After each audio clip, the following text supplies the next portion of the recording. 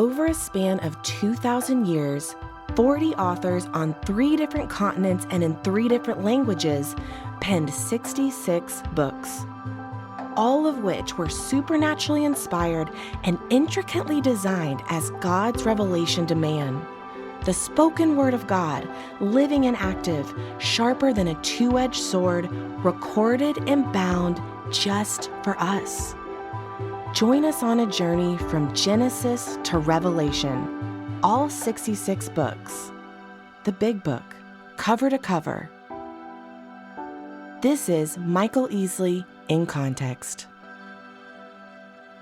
Thus we come to the book of Psalms. It's a book that's categorized in 5 big chunks, and these aren't bulletproof or organizations. Remember, we talked about the Masorete scribes. The Masoretes were the scribes, was the copyists who wrote the Bible and these parchments and scrolls, the Torah, and the Psalter, Psalter, the Psalter is organized in 5 books. There are some, and I don't want to push this too far, but there's some that make comparisons to the Pentateuch. Now remember, we talked about the Pentateuch being essentially one corpus of literature broken into 5 books for our consumption, but there are many that would say the first 41 Psalms parallel Genesis and so forth. You can see on the slide. That's worth your study if you want to go that way, go that direction. For the Jew, the Psalm would stir profound memories just like Amazing Grace, or a contemporary song that you would know on the radio, a country song that's a favorite of yours, a country artist that's a favorite of yours. You would know it immediately.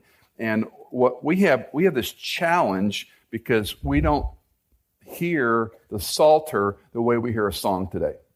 And that's really the goal of what I want to try to accomplish. I've had more people say, how are you going to cover the Psalms in one sermon? I don't know. So we're going to go through this to try to give you a landscape of what the Psalter is and how, when you read it, what to look for to help you in your own study.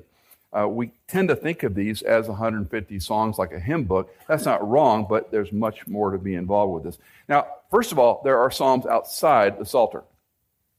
Exodus 15 would be an early one when they cross the Red Sea and they sing a song about God's deliverance. The songs of the Psalter are interesting because they're sometimes cheering the destruction of their enemy. You likely wouldn't hear a new country tune talking about, I killed my friend and I'm happy about it, I mean, it's a different way of thinking. That's why we have to nationally understand what the Hebrew Psalter is and how these national lyrics are sewn together. If you are of a classic training or background or interest, you might remember Bernstein's Chichester Psalms. He took 6 Hebrew Psalms and he organized them for a choral group for the celebration of this Chichester Chapel. I was in a choir 100 years ago. I don't tell people that usually because I can't sing. They put me beside 2 basses and I have to listen to them because I can't read a note of music. And so I just over and over and over and over. They would give me my part on a cassette tape, just the bass line. That's how bad I was. But we sang the Chichester Psalms. And these are written in Hebrew, and the English reader doesn't have any idea what they're talking about. Well, because I know Hebrew, it was very meaningful to me to sew that together.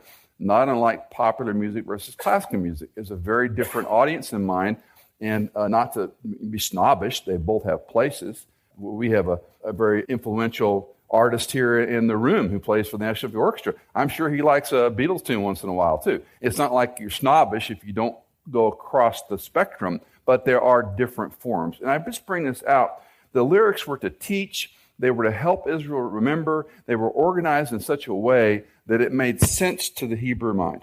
Now, let me show you a slide that's just the last frame of the Bible Project. We won't take the 8 minutes to watch it. I want to encourage you again. You can watch these online. I watched it. I don't agree with some of the conclusions they draw on the Psalter, but what I do like is on the final far right, it may be a little hard to see, book 5, which they call the Hallel books, because Hallel becomes part of the name Hallelujah, and they begin there with the Torah and work backwards in the organization. One thing they point out that many people, unless you're like a super nerdish BSF or a preceptor, at the end of each of the books is a passage So at the end of book 1, which I would argue is 1 to 41, they have 41:13, the last verse, is very similar to the end of book 2, verse 72 and following. The structure of this is what's important. This is an organized corpus of literature that has hooks and hangers and repetitions so that the structure, I'm going to use that word 100 times in this message, the structure is what you're looking for because it doesn't rhyme, it doesn't have meter. We're going to talk about that in a few moments. But this does give a nice snapshot of lament, of praise, of Torah, which of course was the Bible for the Old Testament believer. They didn't have the New Testament yet. And if they were very fortunate, they had the Pentateuch only. You were a pretty high-end synagogue if you actually had the Psalter as part of your scroll access. Why didn't you need it? Because everybody knew these songs by heart. If you grew up in that time period, these were the top 150. Everyone knew these songs by heart because they sang them all the time. We'll talk about the ascent songs when they went up to worship. They sang the top 40 going up to Jerusalem for Passover. This was the fabric of their culture, musically speaking. And it would not be uncommon in Vision antiquity, a woman preparing a meal, singing a psalm. A man working in a field with an ox, singing a psalm. A carpenter, which really is more of a stonemason, a stoneworker, singing a song. This was the fabric of their life. They didn't have radios and iTunes and Spotify and streaming. It was up here. So this was how they remembered theology, history, story, worship, and praise. Poetry as a form of language, change your presuppositions. I like poetry. Poetry is for, the period of the dukes and duchesses when they wrote, Chaucer and all. Dispel your presuppositions. Poetry is structured literature to make a point. Poetry is structured literature to make a point, and that's really the baseline of the psalm. The story, the theology, the history, the work of God, the lament of man, the complaint of man, the anger of man, the imprecation from man, all these are a corpus of literature that was easy to memorize for them, easy to retain, easy to transfer to teach their children, and we should take heed to that. One reason a lot of us like the Psalms without even knowing it is because the personalization, the emotions that are so raw, the lament, the problems the sinner faces, the joy of the worshiper.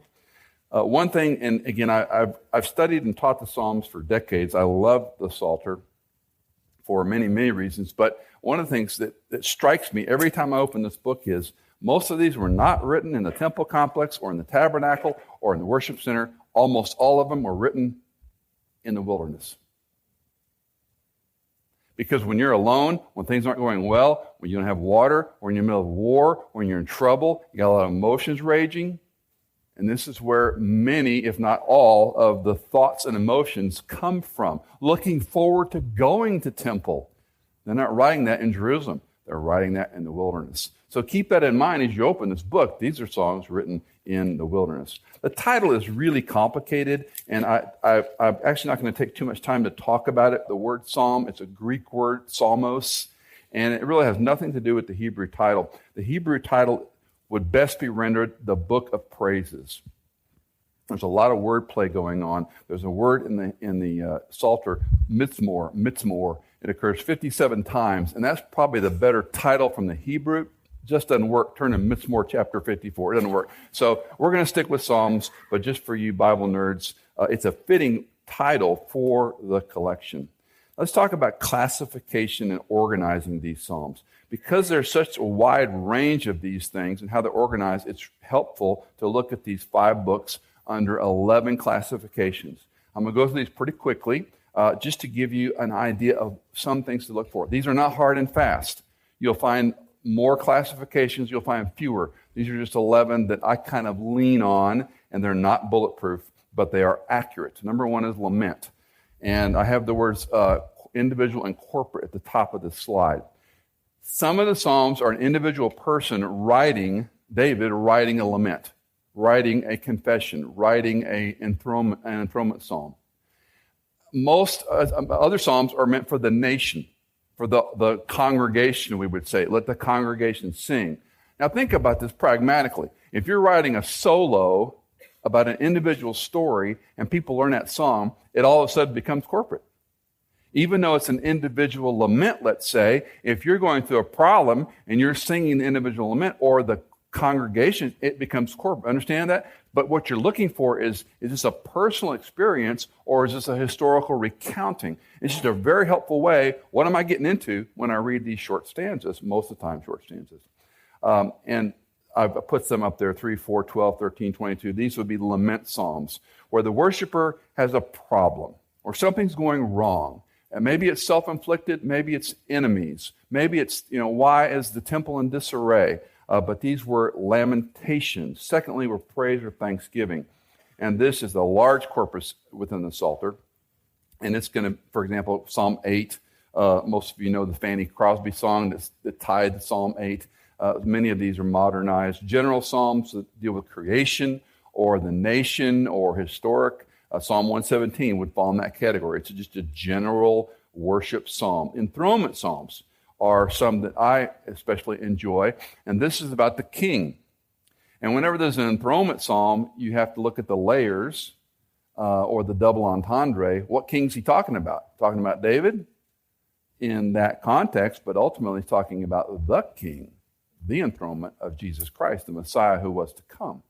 You also have royal psalms, which would be about the kingdom precisely. Psalm 101 is perhaps a royal enthronement psalm because it's about the king singing, as for me and my house.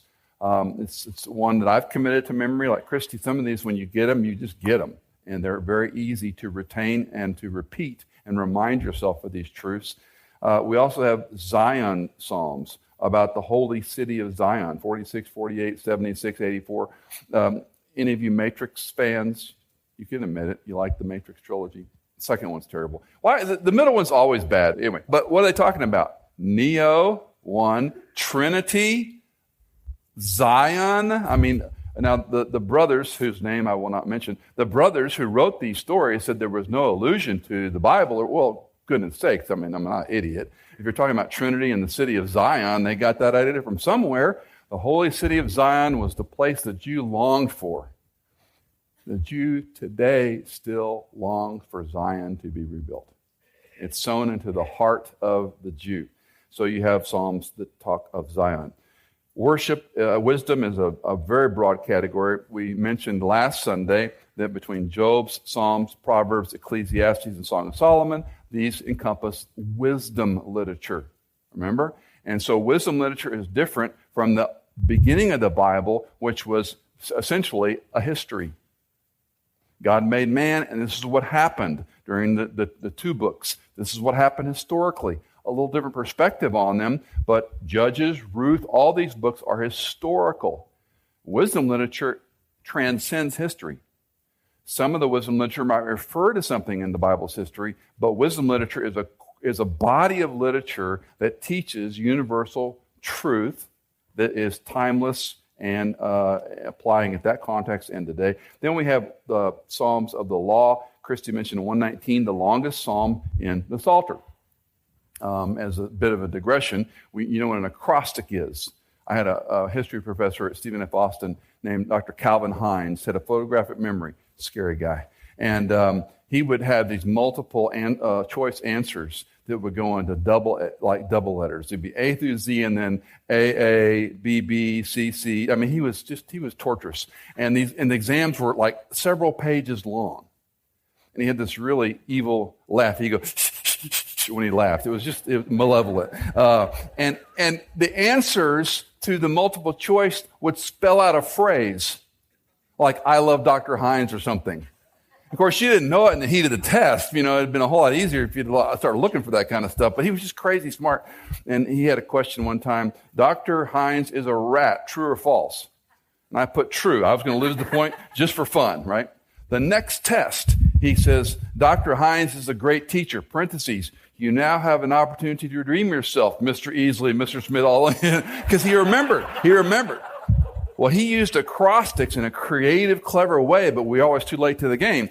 Psalm 119 uses an acrostic, in fact, turn to your Bible, and I suspect most of your Bibles in 119 have these, the Hebrew alphabet, printed in a way that you can read. So if you turn to Psalm 119, do most of your Bibles have above verse 1 Aleph? See that? That's the letter A in Hebrew. And then verse 9, Bet. Verse 17, Gimel. Verse 25, Dalet. You see this? When I had my Hebrew tutor, he taught me the Hebrew alphabet to Yankee Doodle. Aleph, Beten, Gimel, Dalet, Hethen, Vav, Zayin, Cheten, Taten, Yod, Kaf. You better keep on trying. That's how I learned it. So, but these are what your English Bible is telling you is that 1 to 8, the first letter of each of those words began with the Hebrew letter Aleph, or we'd say A. So it wasn't an acrostic, I love Dr. Hines. It was a repetitive structural way. And again, because English translations can't do a word-to-word literal rendering, the word in your Bible, how, they, is not the word that led that phrase, because we have to translate it the way English is read, if that makes sense. I'm off in the weeds. But just to give you an idea, 119 is formed on this long acrostic, and that's why it's the longest book of the Bible. There are 22 letters in the Hebrew alphabet with some differentiation on the letters, but that's for another time. Then, of course, we have imprecation psalms. Imprecation are the God destroy my enemy. These are the hardest psalms for most people with sensibility and conservative viewpoints about you can't pray for God to kill your enemy. Well, that's what the imprecation psalms are about. And they're tandem generally with, will you deliver Israel from this problem? And that may mean we have to kill the enemy. I remind you, don't let the world teach you theology. Don't let the world construct a view of God that I could never worship a God who lets people die, commits genocide. Those are all misguided thoughts. What you have to back up and say is, why is God allowing the Jew to destroy a people group? As I remind you, they hated Yahweh Elohim. They wanted to destroy him as a god. They were polytheistic. The Egyptians had all these idols, and therefore Yahweh Elohim was an enemy.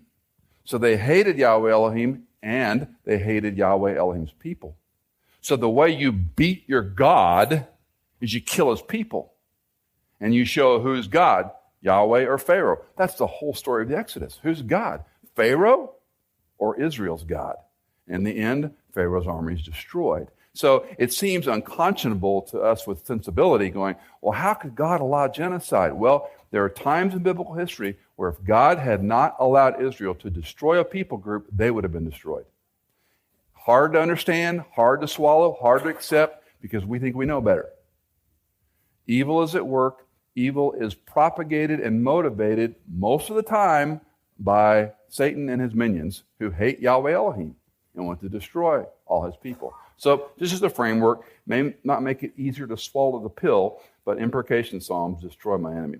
Ascent psalms, Psalm 120 to 134. When we go to Israel and we finally go up to the old city, because you always go up to worship, no matter if you're north, south, east, or west, you go up to worship Yahweh. And so they would sing the ascending psalms. And you envision in your mind, if you're a backpacker or you've been camping, you got a few things on your back, you got your money in your hand because you're not going to carry a goat 80 miles to go sacrifice the goat, and you're marching to Zion, you're marching to the holy city, and you're singing the ascent psalms as you ascend to worship. So these are great psalms. Not to be pejorative, but you're traveling to read the ascent psalms. We're going somewhere. We're in the process of going up to worship. And then, of course, messianic psalms. It's a hard category, and some don't like to use it because technically every psalm is messianic. Because every psalm has got some allusion or reference to the coming Messiah, the future Messiah. So it's a bit of a catch-22. And again, there are more or less classifications. This is just to help you as you think about, okay, what am I getting into here? Why does David say, kill my enemy? This just seems wrong. And understanding these classifications may help you as you think through some of the more complicated parts of it. Authors are another fun category. We have 73 of the Psalms that are attributed in the superscription or the inscription to David. And some of these inscriptions, for example, is 119 has one, if I remember correctly. Meditations and prayers relating to the law of God. There's been scholarly debate for decades, and always will be, about the Bible on whether those inscriptions or superscriptions were part of the original Hebrew text or not. Were they added? I don't think it matters. I over the years have changed my view to think they are part of the inspired Bible. Doesn't matter if you don't agree or if I'm wrong. It doesn't take away anything. But sometimes these are timestamps. More than often, they tell us about the author. 14 of that 73 point to a specific timestamp in David's life. So Psalm 51, we know, is tied to his sin with his murder of Uriah the Hittite, his sin with Bathsheba, and he writes that in Psalm 51. So you can timestamp that to the storyline in 2 Samuel. So those are the ones we like, because we go, oh, this is the prayer that came out after that experience. Exodus 15. This is a psalm written after the deliverance from the 10 plagues and from slavery in Egypt. 12 psalms are attributed, 12 psalms attributed to Asaph, and another 10 or so to the sons of Korah. If you go back in David's time, he's going to take the subset of the tribe of Korah, the Korites, and they're essentially going to be what we'd call a choir and orchestra. So if you're born into that, if you know anything about the way Russians with their Olympics and their music and their science, you're kind of born into something. And you either excel in it or you don't. So the sons of Korah were the leading musicians, and there are subsets of priests that were involved in these things as well. And then we've got about a few onesies, let's call them. We've got Solomon, Moses, Heman, Ethan, who write a few, and then we have 50 that have no attribution. We don't identify the author. Let's talk a little bit more about structure, and I want to delve in a little bit to rhyme and meter and the way the English brain works, and then try to help you bridge that into the way the Hebrew ear heard things. We know what rhyme is. We know what meter is, maybe. Even if you don't know what meter is, you know when it's missing. If a song doesn't work and you're listening to it, it fails, it's more than likely because of meter, not because of rhyme. Any of you taught iambic pentameter when you were in school at some point? So your teacher explained to you the word literally means 5 feet. That's what it means in Greek, 5 feet. But it was a meter, a very common meter that was used. If you grew up with a hymn book, it had on one side the author of the lyric and the other side the author of the music. Some of those musical tunes had generic names like Finlandia. And so the words, the music was written, and the author was just writing a new set of lyrics to the song. Make sense? So for the English brain, this goes on without us thinking about it. Now, we all know this song, Amazing Grace. But do you see the meter? Now, first of all, you know the rhyme, right? Sweet the sound, found, see, me. Okay, you get rhyme's obvious. But do you get the meter? Amazing grace, how sweet the sound that saved a wretch like me. I once was. And if you don't have that meter, it doesn't work. Now, if you, any of you ever listened to Donovan? He's an old 70s artist. Okay, like 4 of us know who Donovan is. Andrew Peterson. Andrew Peterson sort of ignores this. But he gets away with it. His song, some call it a folk song. I don't think it's a fair way of organizing his meter, but it works because Andrew's got a way of making it work.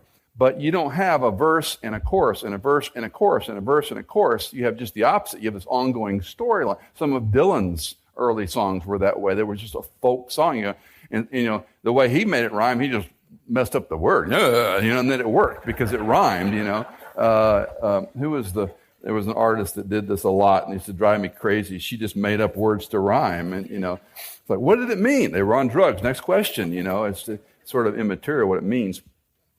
But these rhyme and meter is how you and I hear music.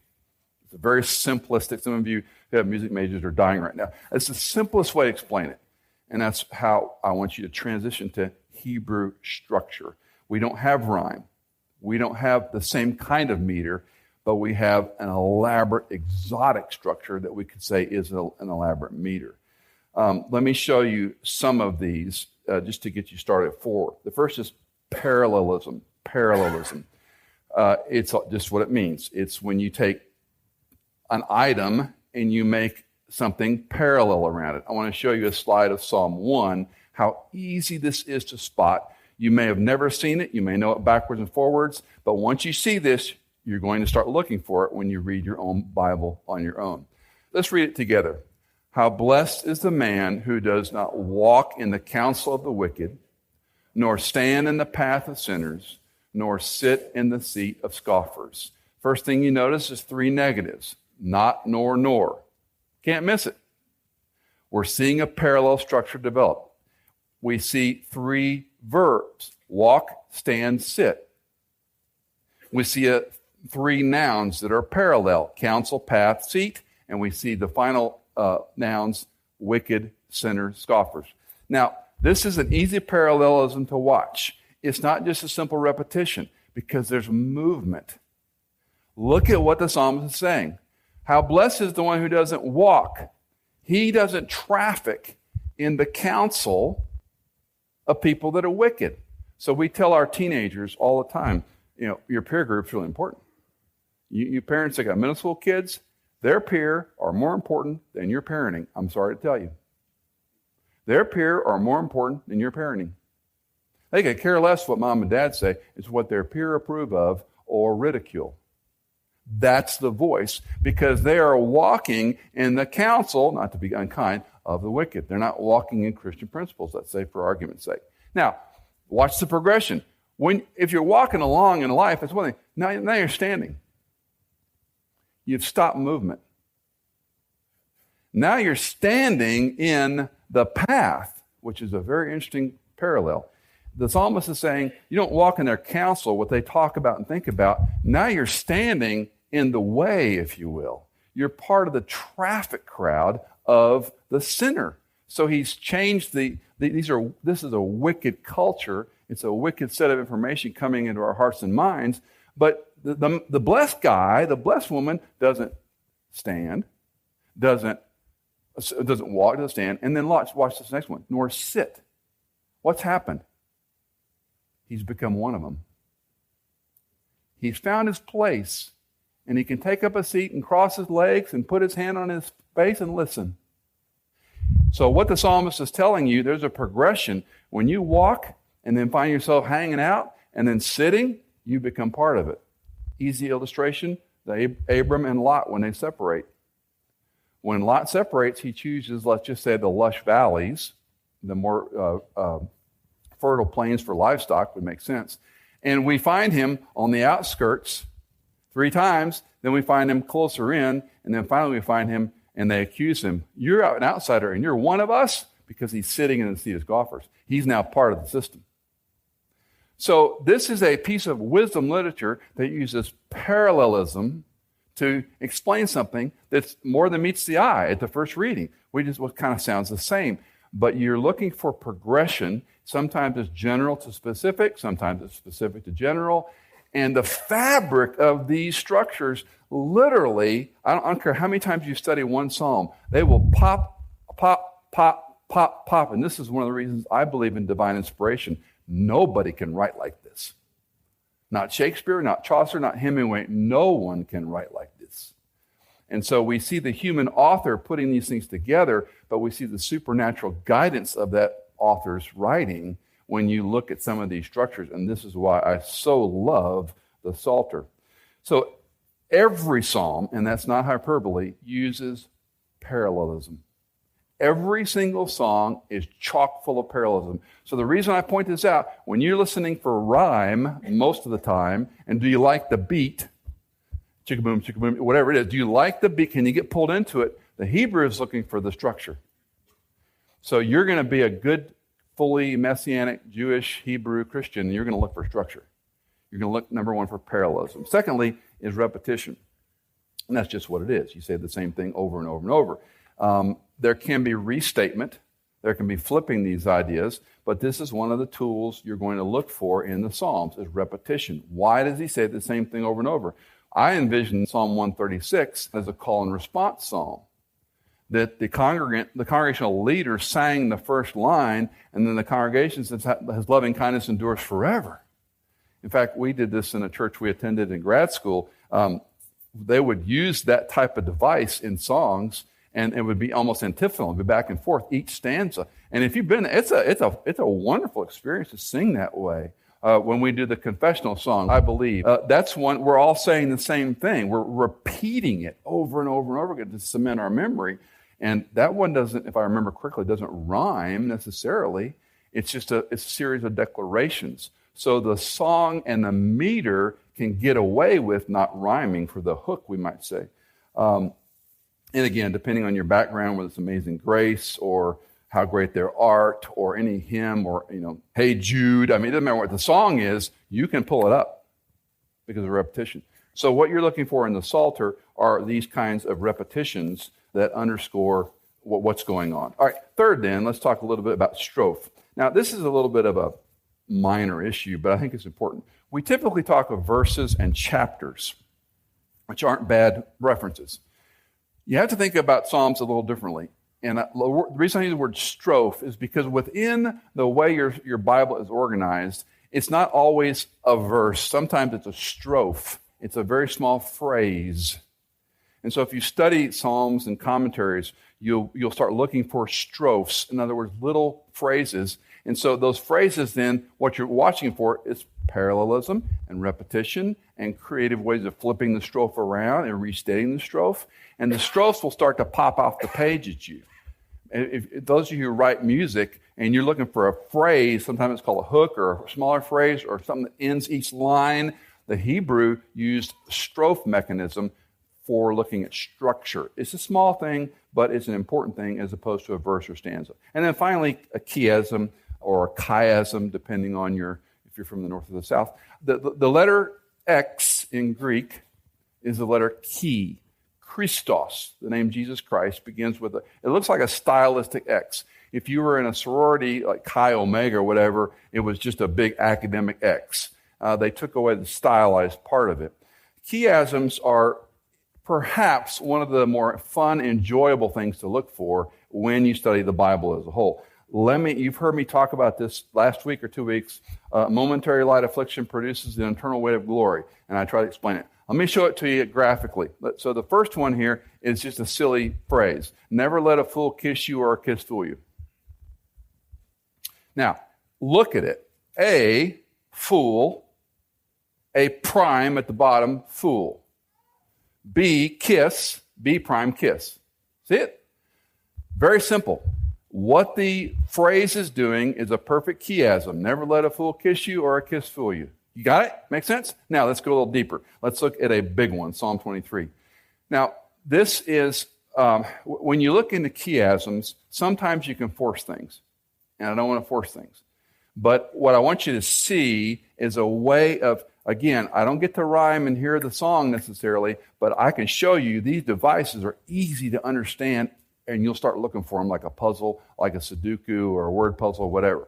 So let's just look at a few of these, not the whole psalm. A at the top, the Lord is my shepherd. A prime, surely goodness and loving kindness will follow me all the days of my life, and I will dwell. Now, that's not a strophe that matches up real simply, right? But is the content of the Lord's my shepherd explained adequately in verse 6? Yes. Yes. Look at B and B prime. I shall not want. B prime, you have anointed my head with oil, my cup overflows. I don't have any want because you've taken care of me. Does it make sense?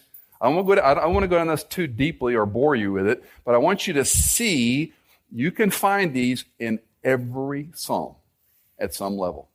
It may not be the whole psalm. In fact, some of our Bible has broken one psalm into 2 chapters, let's call it, 2 songs, and we miss that. But when you look back at that earlier slide from the Bible Project, those ending parts of each book, there's a big chiasm going on in the whole book that is a BSF precept on steroid study.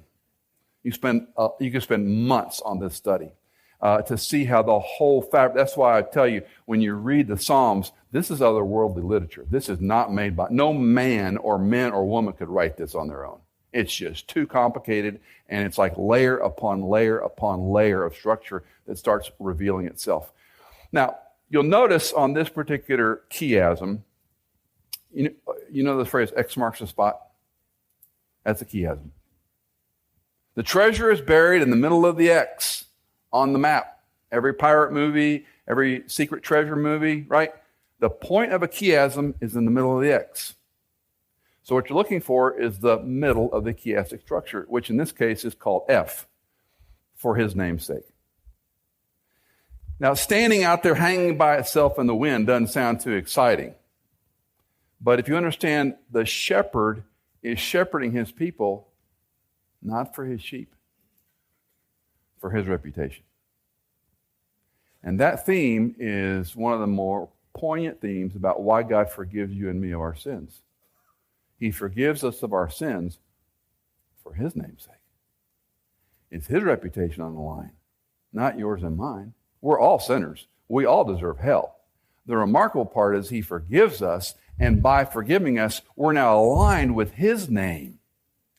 And his name is the prominent theme in the Old Testament. Where I put my name is where you worship me. Where I put my name over the temple complex. Not where you build false temples. My name. And here the 23rd most enduring psalm probably for many people. The point of it is here's our shepherd, and he's shepherding his sheep for his name's sake.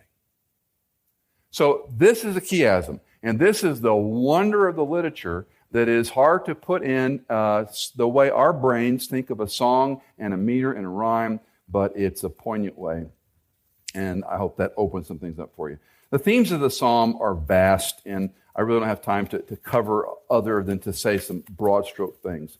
It's primarily a worship manual, but it's about Yahweh and his dealings with his people. A couple of quotes. The Psalter, and that just means the whole psalm book, the Psalter's grand theological message recognizes Yahweh as the sovereign creator over all, eliciting a response on the part of the worshiper who approaches the sovereign in hopes of help for forgiveness of sin and righteous worship. The only true and final hope is seen in the anticipation of Messiah who is to come. And that's part of my writing and part of Alan Ross's writing and a bunch of people that I kind of stole and pieced together. But to me, it's a paragraph that gives, I wish it was shorter, but it's a paragraph to me that explains the Psalms the best I know how. I'm going to read it again. The Psalter's grand theological message recognizes Yahweh as the sovereign creator over all, eliciting a response on the part of the worshiper. So as I read these, what am I supposed to do? I should respond as a worshiper who approaches the sovereign in hopes of help of forgiveness. I'm coming as a sinner. That's why the Psalms are so compelling to us, because we come as broken, sinner, messed up people. And the Psalms are raw with emotion. It approaches the sovereign in the hopes of help for forgiveness of sin and righteous worship. I got to be in a right relationship. When your son, your daughter, 2 years old, does something wrong, he or she, they may not be repentant, they may not be remorseful, but when the broken fellowship happens between mom and son, mom and daughter, there's a problem in the house and we all feel it. And until amends are made, until mama says to the child says, Mommy, I'm sorry, will you forgive me? It's amazing. Those few words, the whole room in the house changes. If it's real, right? If you're told to go do it, go apologize. Mom, I'm sorry. We're back where we were. Now it's worse. You got to work on this.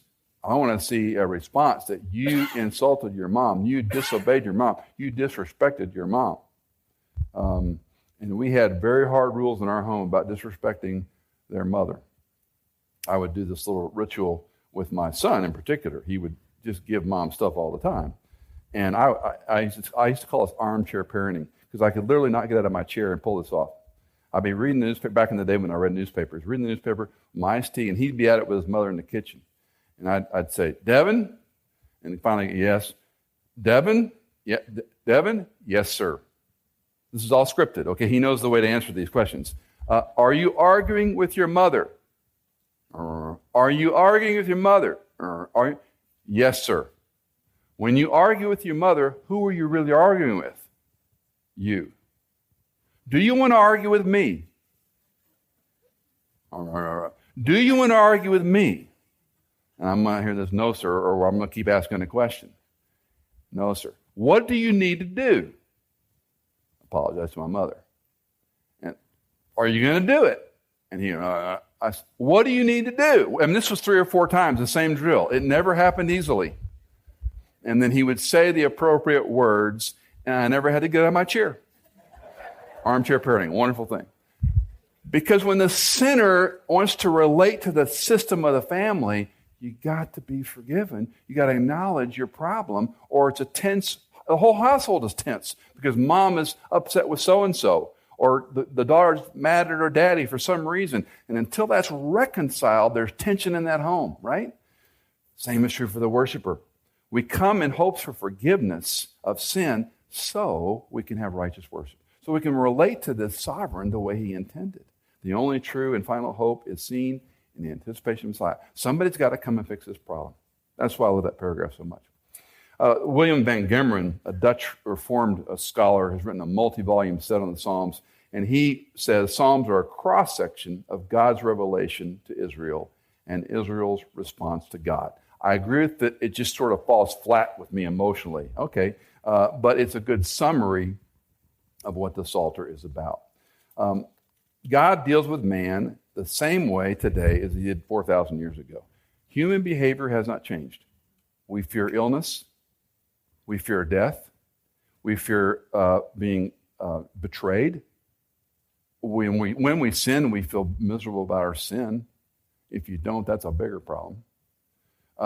We worry. I mean, how many of us worry about what's going to happen with North Korea, or this next wave of Islam terrorism, or an impeachment process, or some politician who's found out doing this, that, or the other, or I always joke with my friends about everything now is in the cloud. We don't use paper. Everything's on. All it's got to take is an EMP, and we're all toast. A good EMP, and we're back to before paper. We're in trouble. And so, and then we get ginned up about that. Oh, it's post-apocalyptic. I mean, think of the films that are post-apocalyptic in our world. Everything's post-apocalyptic. It's the end of the world. We're obsessed with this nonsense.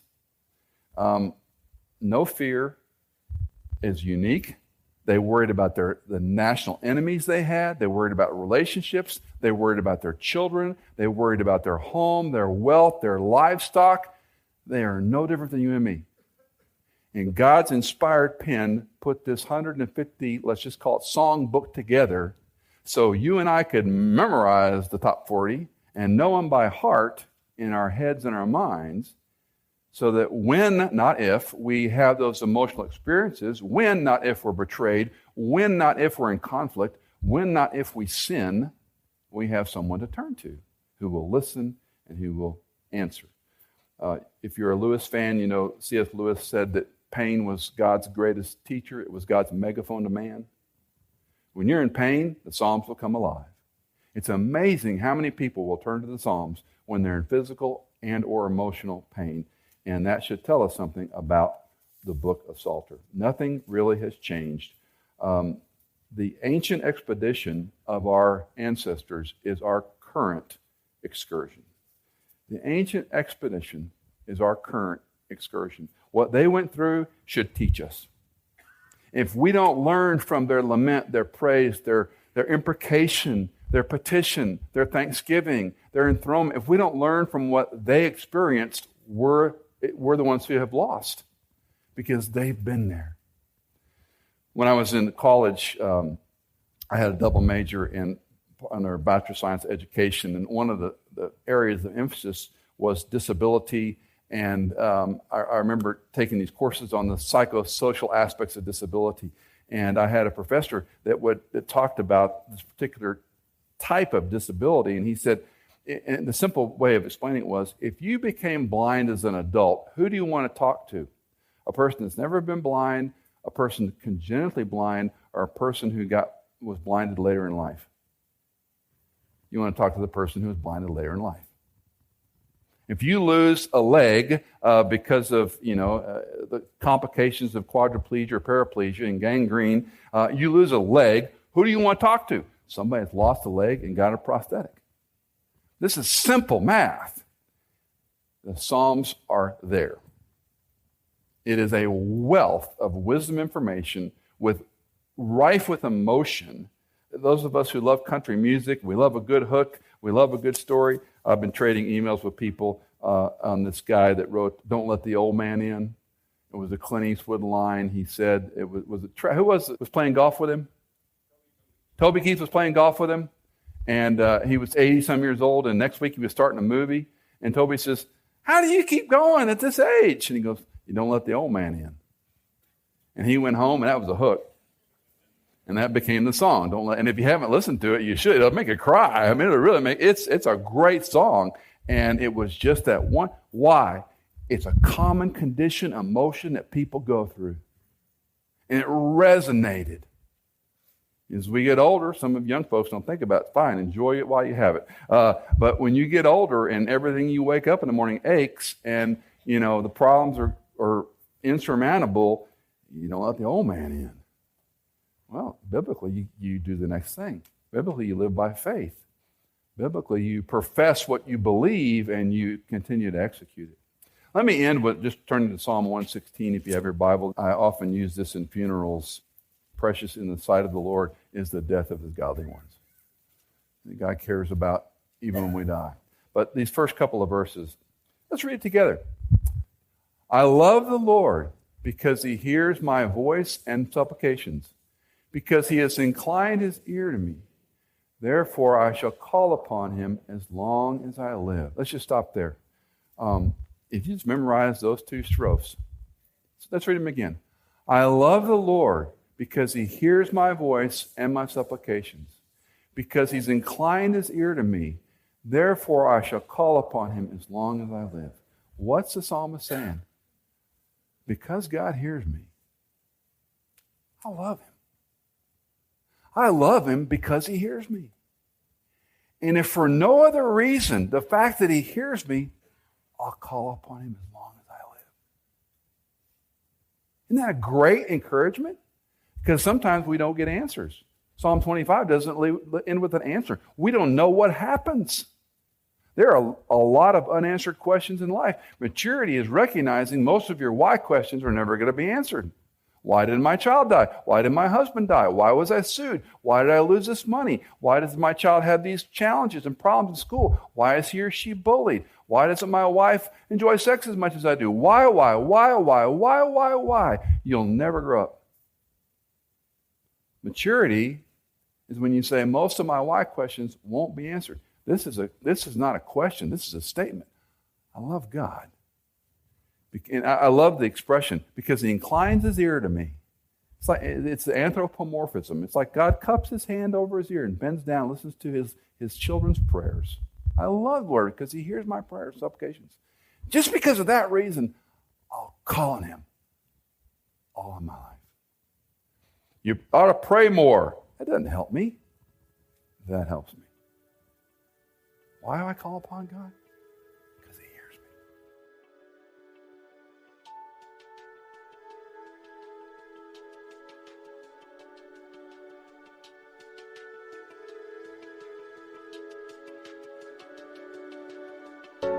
Michael Easley in Context is fully funded by our listeners. Would you consider giving a one-time or perhaps monthly donation to support our ministry? You can give at michaelincontext.com. In Context is engineered by Chad Cates, produced by Hannah Seymour, and music composed by Chad Cates.